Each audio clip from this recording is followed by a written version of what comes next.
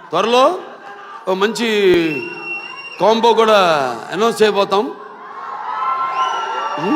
ఒక తల్లి కడుపున పుట్టకపోయినా ఎవరన్నా మమ్మల్ని కవలలే అంటారు బయట చూస్తే. మన బాలకృష్ణ గారు క్యామియో రోల్ చేయబోతున్నాడు భయ్యా. అసలు మేటర్ ఏంటంటే అందరు హీరోస్ వచ్చేసి వేరే వేరే ఫిలిమ్స్ లో క్యామియో రోల్ చేస్తున్నారు కదా. అండ్ రీసెంట్ గా చూసుకుంటే కనుక మన చిరంజీవి మూవీలో వెంకటేష్ అన్న చేస్తున్నాడనే న్యూస్ కూడా బయటికి వచ్చింది. అండ్ కన్నప్ప మూవీలో మన డార్లింగ్ ప్రభాసే కాకుండా చాలా మంది యాక్టర్స్ చేశారు. ఇక మనమేం తక్కువనని బాలయ్య గారు వచ్చేసి తన ఫ్రెండ్ అయిన విశ్వక్సేన్ అన్న మూవీలో క్యామియో రోల్ చేయబోతున్నాడు భయ్యా. అండ్ పర్టికులర్ గా బాలయ్య గారికి విశ్వక్సేన్ అన్నకు మంచి రిలేషన్షిప్ ఉంది. అండ్ విశ్వక్సేన్ అన్న కూడా లాస్ట్ మూవీస్ వల్ల తను కూడా చాలా డిసప్పాయింట్ అయి ఉన్నాడు.